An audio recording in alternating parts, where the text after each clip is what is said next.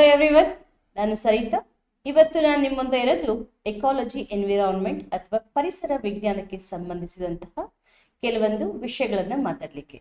ಅಂದ್ರೆ ecology environment ಎಕ್ಸಾಮಿಗೆ ಎಷ್ಟು ಪ್ರಾಮುಖ್ಯತೆಯನ್ನು ಹೊಂದಿದೆ, how much significant is it scoring subject, ಎಷ್ಟು ಇತ್ತೀಚೆಗೆ ಅದರ ಒಂದು ಸಿಗ್ನಿಫಿಕೆನ್ಸ್ ಮಹತ್ವ ಜಾಸ್ತಿ ಆಗ್ತಾ ಇದೆ, ಅದಕ್ಕೆ ಕಾರಣ ಏನು, ಎಷ್ಟು ಪ್ರಶ್ನೆಗಳು ಬರ್ತಾ ಇದ್ದಾವೆ, ಯಾವ ರೀತಿ ಓದಬೇಕು, ಏನು ಸೋರ್ಸಸ್ ಅನ್ನು ನೋಡ್ಕೋಬೇಕು, ಇದೆಲ್ಲದನ್ನು ಕೂಡ ನಿಮಗೆ ಕ್ರಿಸ್ಪ್ ಆಗಿ ಹೇಳ್ತಾ ಹೋಗ್ತಾರೆ.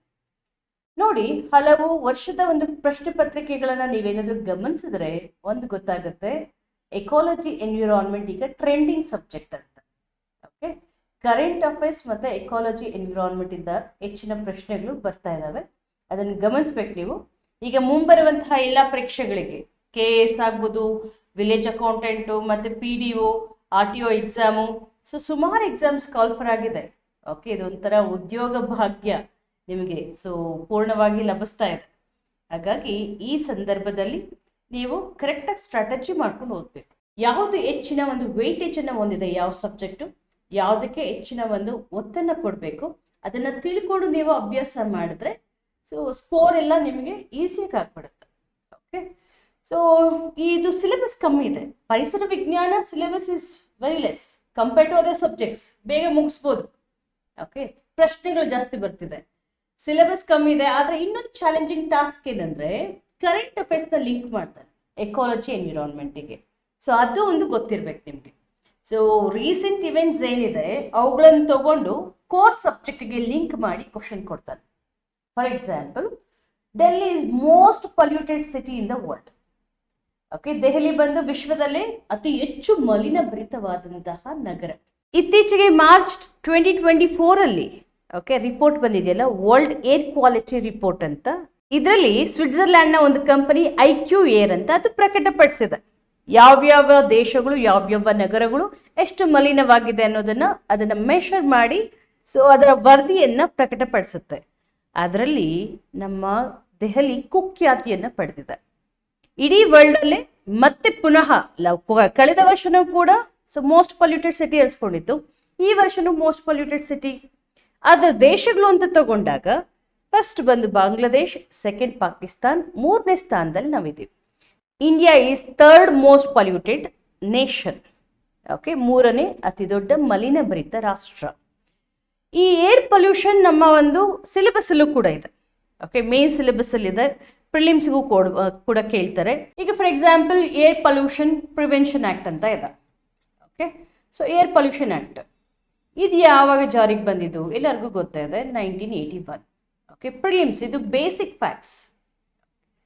ಇದು ಸಿಲೆಬಸ್ ಅಲ್ಲೂ ಇದೆ, ಜೊತೆಗೆ ಕರೆಂಟ್ ಅಫೇರ್ಸ್ ಅಲ್ಲೂ ಇದೆ. ಕರೆಂಟ್ ಅಫೇರ್ಸ್ ಅಲ್ಲಿ ಯಾಕಿದೆ ಅಂದ್ರೆ, ಕಳೆದ 6 ತಿಂಗಳ ಹಿಂದೆ ಸ್ಟಬಲ್ ಬರ್ನಿಂಗ್ ಅಥವಾ ಕೃಷಿ ತ್ಯಾಜ್ಯ ಸುಡುವಿಕೆ ಇದು ಬಹಳ ಸುದ್ದಿ ಆಗಿತ್ತು.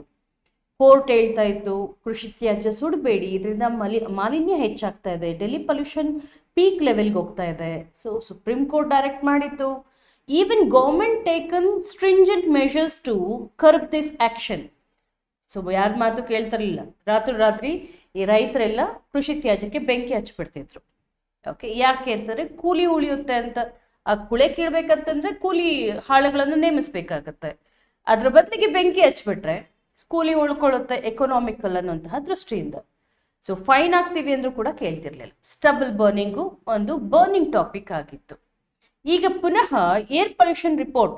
ಓಕೆ, ಈ ಒಂದು ರಿಪೋರ್ಟ್ ಅಲ್ಲಿ again Delhi is most polluted city ಅಂತ. ಹಾಗಾಗಿ ಈ ಒಂದು ಸಬ್ಜೆಕ್ಟ್, ಈ ಟಾಪಿಕ್ ಏನಿದೆ ಅದು ನಿಮಗೆ ಎಕ್ಸಾಮಿಗೆ ಮೇನ್ಸ್ಗಾದ್ರೂ ಕೇಳ್ಬೋದು ಅಥವಾ ಪ್ರಿಲಿಮ್ಸಿಗಾದ್ರೂ ಕೇಳ್ಬೋದು. ಆಕ್ಟ್ ಬಗ್ಗೆ ಕೇಳ್ಬೋದು. What are the causes for air pollution? Causes for air pollution, okay, ಅದರಿಂದ ಏನು ಇಂಪ್ಯಾಕ್ಟ್ ಏನಾಗುತ್ತೆ, ಪರಿಣಾಮ ಏನು, ಕಾರಣಗಳೇನು, ಪರಿಣಾಮಗಳೇನು. What are the solutions you are suggesting? Okay, ಪರಿಹಾರಗಳೇನು. Okay, and what are the government initiatives? ಪರಿಹಾರಗಳ ಜೊತೆಗೆ ಸರ್ಕಾರ ಏನು ಕ್ರಮಗಳನ್ನು ಕೈಗೊಂಡಿದೆ, ಈ ಥರ ವ್ಯವಸ್ಥಿತವಾಗಿ ಮೇನ್ಸ್ಗೆ ಬರೀಬೇಕಾಗುತ್ತೆ. ಪ್ರಿಲಿಮ್ಸ್ಗೆ ಯಾವ ಥರ ಕ್ವಶನ್ ಕೇಳ್ತಾರೆ ಅಂತಂದರೆ, ಈ ರಿಪೋರ್ಟನ್ನು ಯಾರು ಹೊರಡಿಸುತ್ತಾರೆ, ಭಾರತ ಎಷ್ಟನೇ ಪ್ಲೇಸಲ್ಲಿದೆ, ನಮ್ಮ ದೆಹಲಿ ಎಷ್ಟನೇ ಪ್ಲೇಸಲ್ಲಿದೆ, ಅಥವಾ ಮೋಸ್ಟ್ ಪೊಲ್ಯೂಟೆಡ್ ಸಿಟಿ ಯಾವುದು, ಓಕೆ, ಸೊ ಇದಕ್ಕೆಲ್ಲ ಕಾರಣ ಏನಿರ್ಬೋದು ಅದನ್ನು ಒಂದು 4 ಕಾರಣ ಕೊಟ್ಟು ಕೆಳಗಿನ ಯಾವುದು ಕಾರಣ ಅಲ್ಲ ಏರ್ ಪೊಲ್ಯೂಷನ್ಗೆ, ವಾಯು ಮಾಲಿನ್ಯಕ್ಕೆ ಅಂತ ಅಂದ್ಬಿಟ್ಟು. ಓಕೆ, ಸಫರ್ ಇಂಡೆಕ್ಸ್ ಅಂತ ಇದೆ. ಓಕೆ, ಕೆಲವೊಂದು ಆ್ಯಪ್ಗಳನ್ನು ಅಭಿವೃದ್ಧಿಪಡಿಸಿದ್ದಾರೆ. ಓಕೆ, ಏರ್ ಕ್ವಾಲಿಟಿ ಇಂಡೆಕ್ಸ್ ಅಂತ ನಾವು ಭಾರತದಿಂದ ರಿಲೀಸ್ ಮಾಡ್ತಿದ್ವಿ. ಆ ಇಂಡೆಕ್ಸ್ಗೆ ಮಾನದಂಡಗಳೇನು, ಈ ರೀತಿ ತುಂಬ ಸಮಗ್ರವಾಗಿ ತಿಳ್ಕೊಬೇಕಾಗತ್ತೆ. ಓಕೆ, ಒಂದು ತಿಳ್ಕೊಳ್ಳಿ, ಬೇಸಿಕ್ಸ್ ಜೊತೆಗೆ you have to integrate with your current affairs. ಆಗಷ್ಟೇ ನಿಮ್ಮ ಒಂದು ಕಂಟೆಂಟ್ಗೆ ಮಹತ್ವ ಸಿಗೋದು. ಓಕೆ, ಅದ್ರ ಜೊತೆಗೆ ಪ್ರಿಲಿಮ್ಸನ್ನು ಓದಬೇಕಾದ್ರೆ ನೀವು ಕರೆಂಟ್ ಅಫೇರ್ಸನ್ನು ಮೈಂಡಲ್ಲಿ ಇಟ್ಕೊಂಡೇ ಆ ಪ್ರಿಲಿಮ್ಸ್ ಟಾಪಿಕನ್ನು ಕಂಪ್ಲೀಟ್ ಮಾಡ್ಕೋಬೇಕು. ಓಕೆ, ಸೊ ಇದನ್ನು ನಾವು ಆಲ್ಮೋಸ್ಟ್ NCGಯಲ್ಲಿ ಎಕಾಲಜಿ ಎನ್ವಿರಾನ್ಮೆಂಟ್ ಕ್ಲಾಸಸ್ಸನ್ನು ಮಾಡ್ತಾ ಇದ್ದೇವೆ. ಓಕೆ, ಸೊ ಅಲ್ಲಿ ನಿಮಗೆ ಒಂದಿಷ್ಟು ಅವರ್ಸಲ್ಲಿ ಕಂಪ್ಲೀಟಾಗಿ ಪ್ರಿಲಿಮ್ಸಿಗೆ ಎಷ್ಟು ಬೇಕೋ ಅಷ್ಟು, ಸೊ ಜೊತೆಗೆ ಲಾಸ್ಟಿಗೆ ಮೇನ್ಸ್ಗೂ ಕೂಡ ಕವರ್ ಮಾಡಿಕೊಡ್ತೀವಿ. ರೈಟ್, ಸೊ ಪ್ರಿಲಿಮ್ಸಿಗೆ ನೋಡಿ ಯಾವ್ಯಾವ ಟಾಪಿಕ್ಸನ್ನು ಕವರ್ ಮಾಡಬೇಕಾಗತ್ತೆ, ಪ್ರಿಲಿಮ್ಸಿಗೆ ಎಷ್ಟು ಸಿಲೆಬಸ್ ಇದೆ, ಮತ್ತು ಮೇನ್ಸಿಗೆ ಏನು ಸಿಲೆಬಸ್ ಓದಬೇಕು ಅಂತ ನೋಡೋದಾದರೆ, ಸೊ ಫಸ್ಟ್ ಬಂದು ಬೇಸಿಕ್ಸ್ ಆಫ್ ಎಕಾಲಜಿ, ಅಂದರೆ ಪರಿಸರ ವಿಜ್ಞಾನ ಅಂದರೆ ಏನು, ಸೊ ಯಾರು ಈ ಟರ್ಮನ್ನು ಕಾಯಿನ್ ಮಾಡಿದ್ರು, ಪರಿಸರದ ಘಟಕಗಳು ಯಾವುದು, ಎಕೋಟೋನ್ ಅಂದರೆ ಏನು, ಎಡ್ಜ್ ಎಫೆಕ್ಟ್ ಅಂದರೆ ಏನು, ಎಕೋಟೋಪ್ ಅಂದರೆ ಏನು.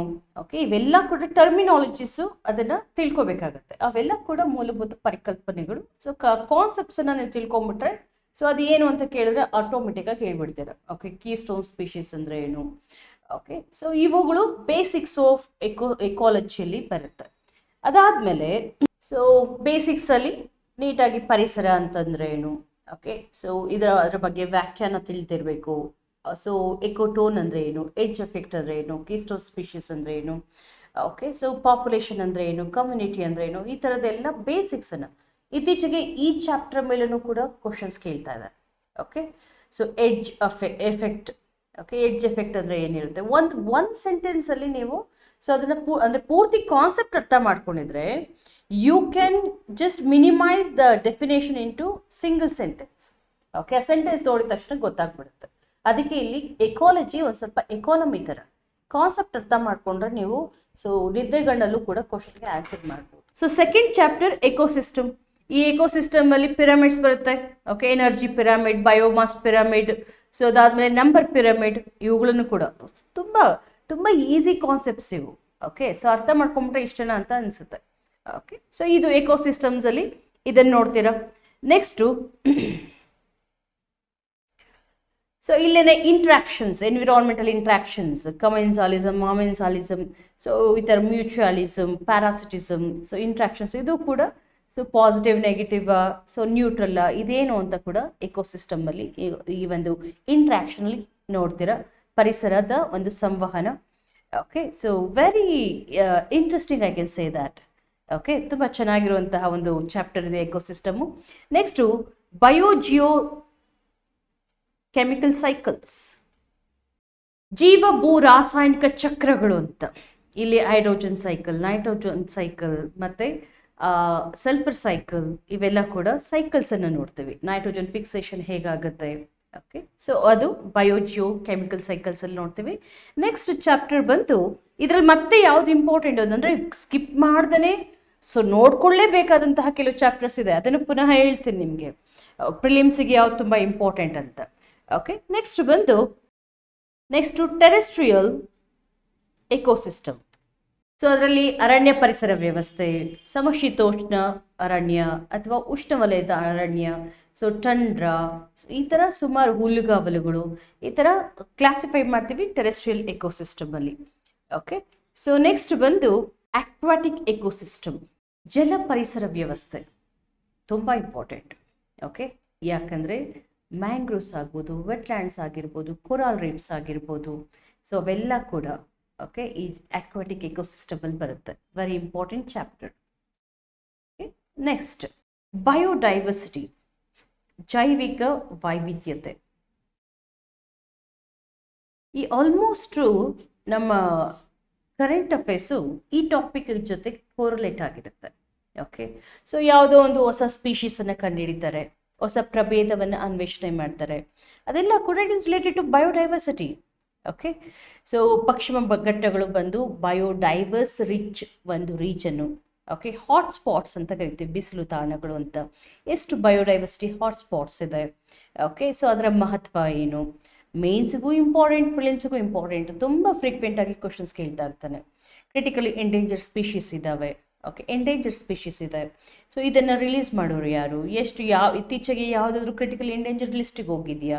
ಈಗ ಫಾರ್ ಎಕ್ಸಾಂಪಲ್ ಅರುಣಾಚಲ್ ಪ್ರದೇಶದಲ್ಲಿ ಒಂದು ಪಕ್ಷಿ ಇದೆ. ಆ ಪಕ್ಷಿ ಹೆಸರು ಏನಪ್ಪ ಅಂದರೆ ಬುಗುನ್ ಲಿಯೋ ಸಿಕ್ಲಾ ಅಂತ.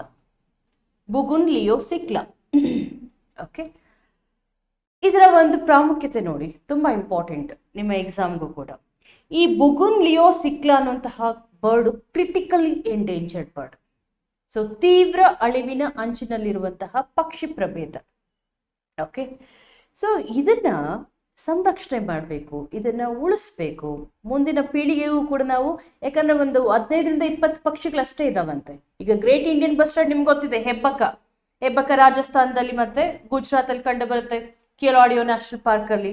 ಅದು ಕೂಡ 150-200 ಇದೆ critically endangered species. Just great Indian bustard in Rajasthan, ಇಲ್ಲಿ ಅರುಣಾಚಲ್ ಪ್ರದೇಶದಲ್ಲಿ. ಸೊ ಇಲ್ಲಿ ಬುಗುನ್ ಲಿಯೋ ಚಿಕ್ಲಾ ಅಂತ ಅಂದ್ಬಿಟ್ಟು ಈ ಬರ್ಡ್. ಓಕೆ, ಈ ಬರ್ಡ್ ಅನ್ನ ಸಂರಕ್ಷಿಸಬೇಕು ಅಂತ ಅಲ್ಲಿ ಒಂದು eagle nest wild life sanctuary ಅಂತ ಅಲ್ಲೇನೆ. ಓಕೆ, ಅರುಣಾಚಲ್ ಪ್ರದೇಶದಲ್ಲೇನೆ eagle nest bird sanctuary, okay, ಅಥವಾ ವೈಲ್ಡ್ ಲೈಫ್ ಸ್ಯಾಂಕ್ಚುರಿ, ವನ್ಯಜೀವಿಧಾಮ. ಅದರ ಹತ್ರನೇ ಅಂದ್ರೆ ಅಲ್ಲಿ ವಾಸ ಮಾಡುವಂತಹ ಟ್ರೈಬ್ಸ್ ಇದ್ದಾರಂತೆ. ಅವ್ರು ಯಾರು ಗೊತ್ತಾ, ಬುಗುನ್ tribes.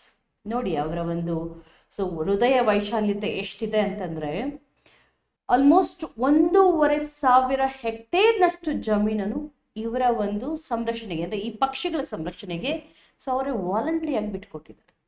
Okay, they have donated 1,470 hectares of land to this bird, ಅಂದ್ರೆ for the protection or conservation of this bird. Okay, so ಯಾಕಂದ್ರೆ ಆ ಒಂದು ಆದಿವಾಸಿಗಳಿಗೆ ಗೊತ್ತು ಈ ಪ್ರಾಣಿ ಸಂಕುಲ, ಪಕ್ಷಿ ಸಂಕುಲ, ಸಸ್ಯ ಸಂಕುಲದ ಒಂದು ಮಹತ್ವ ಏನು. ಸೊ ಅವುಗಳನ್ನ ಸಂರಕ್ಷಣೆ ಮಾಡಬೇಕಾದ್ದು ನಮ್ಮ ಮಾನವ ಕುಲದ ಒಂದು ಆದ್ಯ ಕರ್ತವ್ಯ ಅಂತ ಆದಿವಾಸಿಗಳಿಗೆ ಗೊತ್ತಿದೆ. ನಿರಕ್ಷರ ಕುಕ್ಷಿಗಳವರು. ಆದರೆ ನಾಗರಿಕ ಸಮಾಜ ನಾವೇ ತಲೆ ತಗ್ಗಿಸ್ಬೇಕು. ಇಷ್ಟು ಹೆಕ್ಟೇರ್ಸ್ ಜಮೀನನ್ನ ದಾನ ಮಾಡಿದ್ಯಂತೆ. ಹಾಗಾಗಿ ನ್ಯೂಸ್ ಅಲ್ಲಿ ಇದೆ. ಇದು ಎಲ್ಲಿ ಬರುತ್ತೆ ಅಂತಂದ್ರೆ ಅರುಣಾಚಲ್ ಪ್ರದೇಶ್. ನೋಡಿ, ಡೆಫಿನೆಟ್ಲಿ ಇಂತಹ ಪ್ರಶ್ನೆಗಳು ಬರುವಂತಹ ಸಾಧ್ಯತೆ ಇರುತ್ತೆ. ಅರುಣಾಚಲ್ ಪ್ರದೇಶ್. ಓಕೆ, ಆ ಒಂದು ಟ್ರೈಬ್ಸ್ ಇರೋದು ಅರುಣಾಚಲ್ ಪ್ರದೇಶ್. ಆ ಬರ್ಡ್ ಒಂದು ಇಂಪಾರ್ಟೆಂಟ್. ಯಾವ ಟ್ರೈಬ್ ಅಂತ ಕೇಳ್ತಾರೆ, ಬುಗುನ್ ಟ್ರೈಬು, ಮತ್ತೆ ಯಾವ ರಾಜ್ಯ ಅಂತ ಕೇಳ್ತಾರೆ. ಅಥವಾ ಇದು ಸ್ವಲ್ಪ ಡೆಪ್ತಿಗೆ ಹೋದ್ರು ಅಂದ್ರೆ, ಓಕೆ, KPSC ಅಷ್ಟು ಡೆಪ್ತಿಗೆ ಹೋಗಲ್ಲ, ಇವು 3 ತಿಳ್ಕೊಂಡ್ರೆ ಸಾಕು. ಓಕೆ, ಸ್ವಲ್ಪ ಡೆಪ್ತಿಗೆ ಹೋದ್ರು ಅಂದ್ರೆ ಯಾವ ವೈಲ್ಡ್ ಲೈಫ್ ಸ್ಯಾಂಕ್ಚುರಿಲಿ ಅಂತ.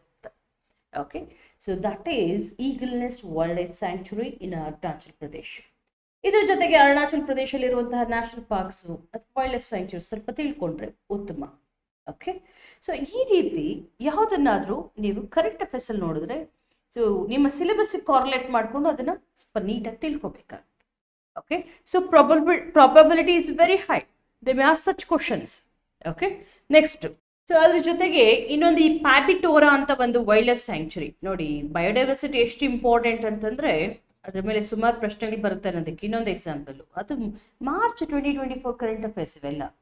ಓಕೆ, ಈ ಪ್ಯಾಬಿಟೋರಾ ಬಂದು ಎಲ್ಲಿದೆ, ಈ ಒಂದು ನ್ಯಾಷನಲ್ ಪಾರ್ಕ್ ಅಂತಂದ್ರೆ ಅಸ್ಸಾಮಲ್ಲಿದೆ. ಅಸ್ಸಾಮಲ್ಲಿ ಬಂದು ಒರಾಂಗ್ ನ್ಯಾಷನಲ್ ಪಾರ್ಕ್ ಇದೆ, ಮಾನಸ್ ಇದೆ, ಕಾಸಿರಂಗ ಇದೆ. ಇವೆಲ್ಲ ನ್ಯಾಷನಲ್ ಪಾರ್ಕ್ಸ್ ನಿಮ್ಗೆ ಗೊತ್ತಿದೆ. ಅದ್ರ ಪ್ಯಾಬಿಟೋರಾ ಕಮ್ಮಿ ಕೇಳಿರ್ತೀರ. ಈ ಪ್ಯಾಬಿಟೋರಾ ಈ ನ್ಯೂಸ್ ಅಲ್ಲಿ ಇದೆ.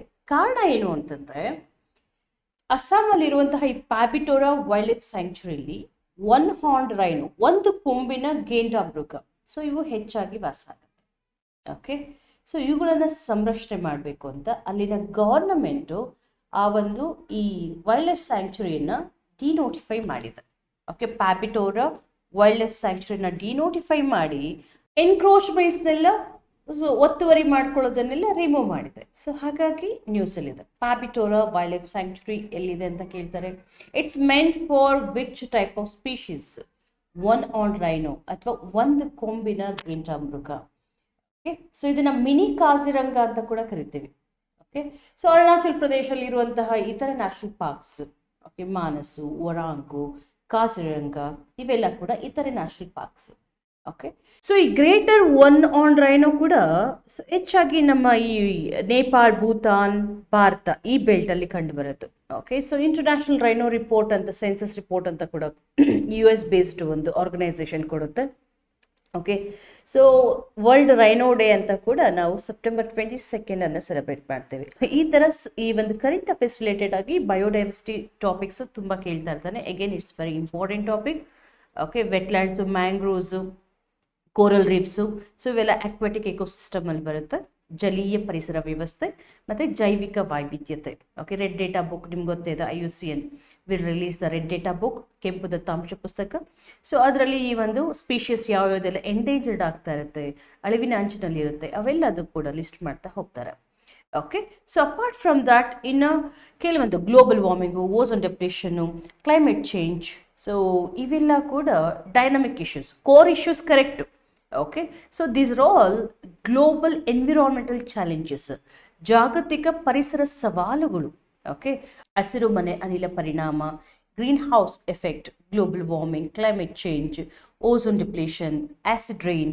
ಓಕೆ, ಸೊ ಅದ್ರ ಜೊತೆಗೆ ಈ COP ಕಾನ್ಫರೆನ್ಸ್ ಆಫ್ ಪಾರ್ಟೀಸ್ ನಡೀತಾ ಇರುತ್ತಲ್ಲ, ಸೊ ಪ್ರತಿ ವರ್ಷ ಡಿಸೆಂಬರಲ್ಲಿ ಕಾನ್ಫರೆನ್ಸ್ ಆಫ್ ಪಾರ್ಟೀಸ್ ನಡೀತಾ ಇರುತ್ತೆ. ಸೊ ಅಲ್ಲಿನ ಒಂದು ಔಟ್ಪುಟ್ ಏನು, ಓಕೆ, ಸೊ ಯಾವ ಡಿಸಿಷನ್ಸ್ ತಗೊಂಡ್ರು, ಓಕೆ, ಇದೆಲ್ಲದನ್ನು ಕೂಡ ಸವಿವರವಾಗಿ ನೋಡ್ಕೋಬೇಕಾಗತ್ತೆ. It's more of dynamic topic. Okay, so environment ecology ಅನ್ನೋದು ಹೆಚ್ಚಿನ ಡೈನಮಿಕ್ ಒಂದು ಸಬ್ಜೆಕ್ಟ್. ಓಕೆ, ಇಟ್ಸ್ ನಾಟ್ ಅಂದರೆ ಸ್ಟಾಟಿಕ್. ಯಾವ 2 ಚಾಪ್ಟರ್ಸ್ ಅಂದರೆ ಈ ಎಕೋಸಿಸ್ಟಮ್ ಇದೆಯಲ್ಲ, ಎಕೋಸಿಸ್ಟಮ್ ಮತ್ತು ಬೇಸಿಕ್ಸ್ ಆಫ್ ಎನ್ವಿರಾನ್ಮೆಂಟ್, ಸೊ ಅದು ಪ್ಯೂರ್ಲಿ ಒಂದು ಬೇಸಿಕ್ಸನ್ನು ಎಕ್ಸ್ಪೆಕ್ಟ್ ಮಾಡುತ್ತೆ. Okay, purely basics of environment and ecosystem, ಅಲ್ಲಿ ಸ್ವಲ್ಪ ಆ 2 ಚಾಪ್ಟರ್ ನೋಡ್ಕೋಬೇಕು. ಇನ್ನು ಉಳಿದಿದ್ದೆಲ್ಲ almost it is related with current affairs. Okay, so ಆಮೇಲೆ ರಿನ್ಯೂಯಬಲ್ ಎನರ್ಜಿ ರಿಸೋರ್ಸ್, ಅದು ಸೈನ್ಸ್ ಆ್ಯಂಡ್ ಟೆಕ್ನಾಲಜಿಲೂ ಬರುತ್ತೆ, ಎಕಾಲಜಿ ಎನ್ವಿರಾನ್ಮೆಂಟಲ್ಲೂ ಕೂಡ ಬರುತ್ತೆ. ಓಕೆ, ಸೊ ಇಷ್ಟನ್ನು ನಾವು ಸಾಮಾನ್ಯವಾಗಿ ಪ್ರಿಲಿಮ್ಸಿಗೆ ಓದ್ತೇವೆ. ಓಕೆ, ಇಷ್ಟೆಲ್ಲ ಕೂಡ ನಾವು ಪ್ರಿಲಿಮ್ಸ್ಗೆ ಬ್ರೀಫಾಗಿ ನೋಡ್ಕೋಬೇಕಾಗುತ್ತೆ. ಅದರ ಜೊತೆಗೆ ಡೆಸರ್ಟಿಫಿಕೇಶನ್, ಓಕೆ, ಕಾನ್ಫರೆನ್ಸಸ್ಸು, ಇವೆಲ್ಲ sustainable development, desertification, so biodiversity summits ಏನಾದರೂ ಆದರೆ, ಕ್ಲೈಮೇಟ್ ಚೇಂಜ್ ಕಾನ್ಫರೆನ್ಸಸ್ಸು, ಇವೆಲ್ಲ ಕೂಡ ಪ್ರಿಲಿಮ್ಸ್ ಪರ್ಸ್ಪೆಕ್ಟಿವಿಂದ ನೋಡ್ತೀವಿ. ಓಕೆ, ಸೊ ಮೇನ್ಸ್ಗಂತೆ ತೊಗೊಂಡ್ರೆ ಮೇನ್ಸಲ್ಲಿ 6 ಯೂನಿಟ್ಸ್ ಇದೆ. ಬಟ್ ಕ್ವಶನ್ಸ್ ಇಲ್ಲಿ ನೋಡಿ ಟೋಟಲಿ 250 ಮಾರ್ಕ್ಸಿಗೆ ಇರೋದು. ಓಕೆ, ಒಂದೊಂದು ಪೇಪರ್ 250 ಮಾರ್ಕ್ಸಿಗಿದೆ. ಸೊ ಒಂದು ಸೆಕ್ಷನಿಂದ 80 to 85 ಮಾರ್ಕ್ಸಿಗೆ ಬರಬೇಕು. ಸೊ ಇನ್ನು ಮೇನ್ ಸಿಲೆಬಸ್ ಅಂತ ತಗೊಂಡ್ರೆ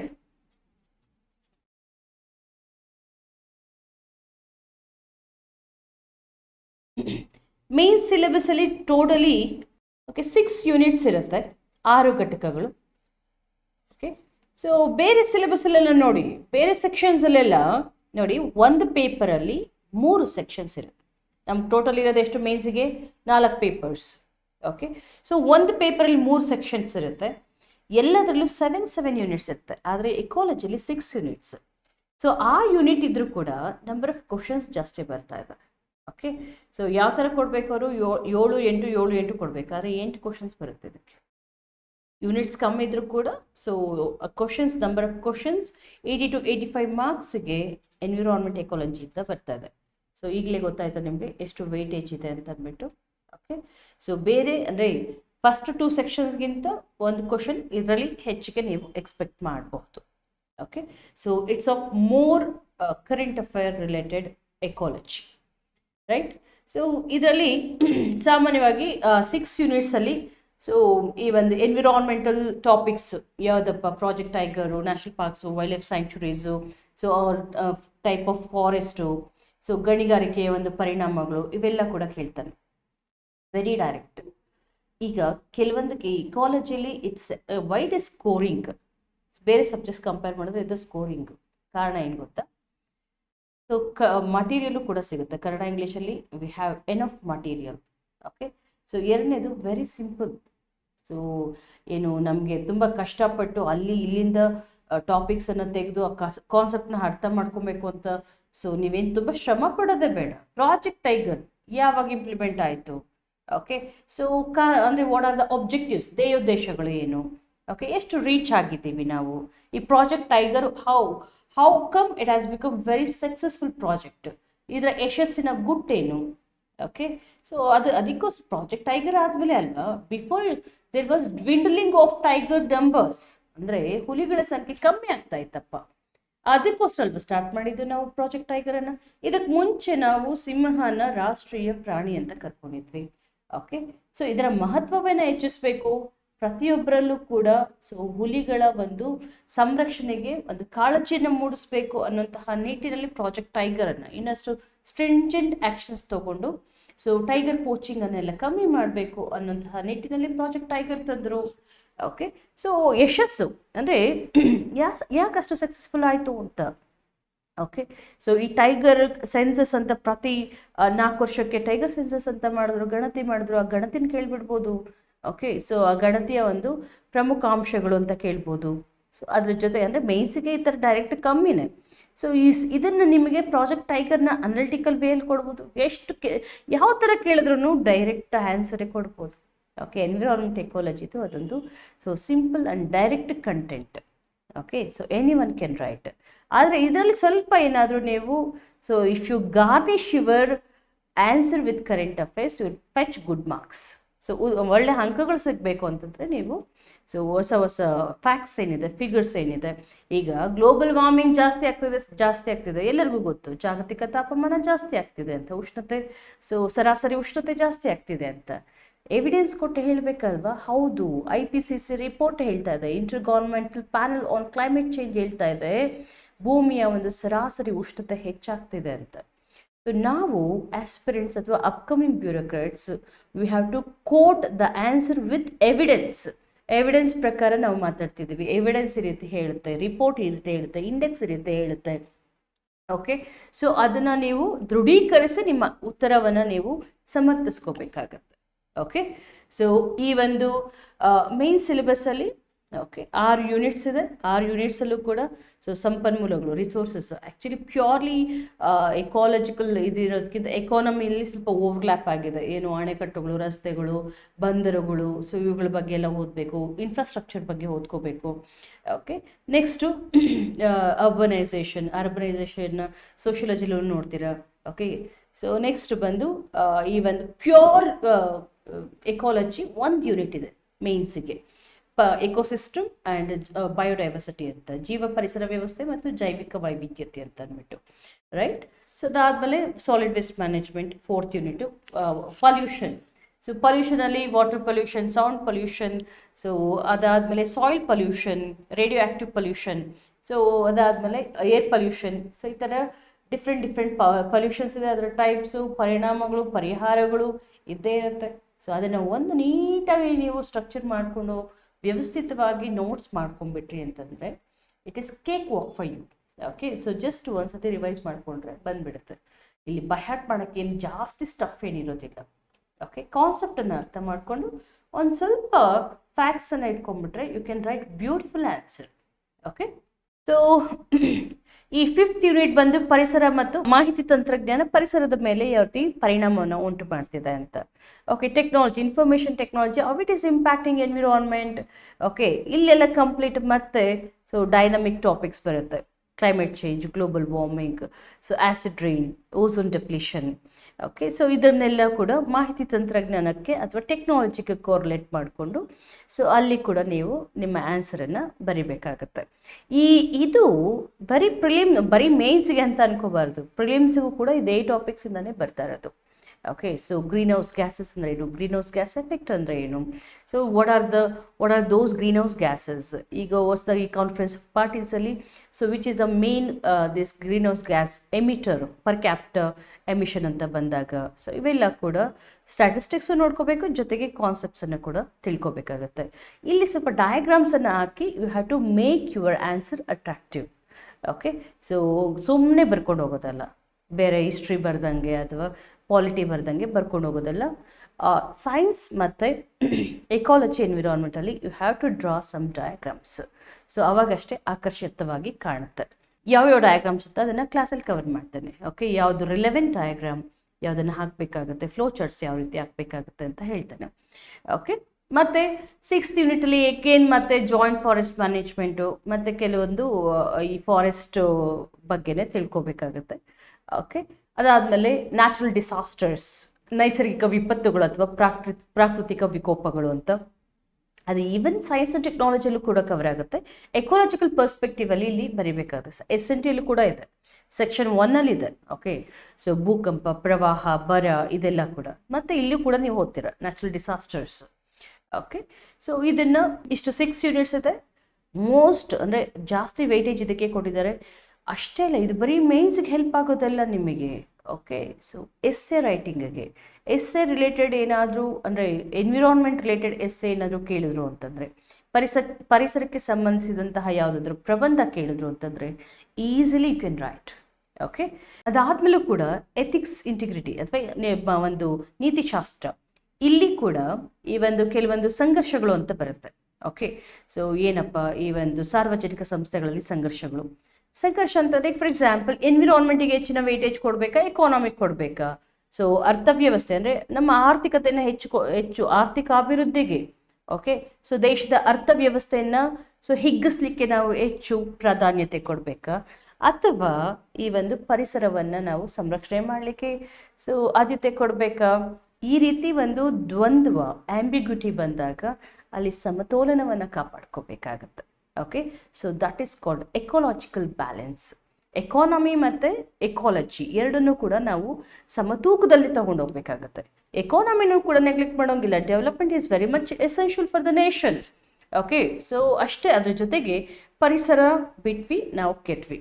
ಓಕೆ, ಸೊ ಪರಿಸರವನ್ನು ನಾವು ಒಂದು ದೇಶದ ಆರ್ಥಿಕ ಅಭಿವೃದ್ಧಿಯ ಒಂದು ಅಂತರ್ಗತ ಭಾಗವಾಗಿ ನೋಡಬೇಕಾಗುತ್ತೆ, ಸೆಪ್ರೇಟ್ ಆಗಲ್ಲ. So it has to become integral part of our administration, so our governance.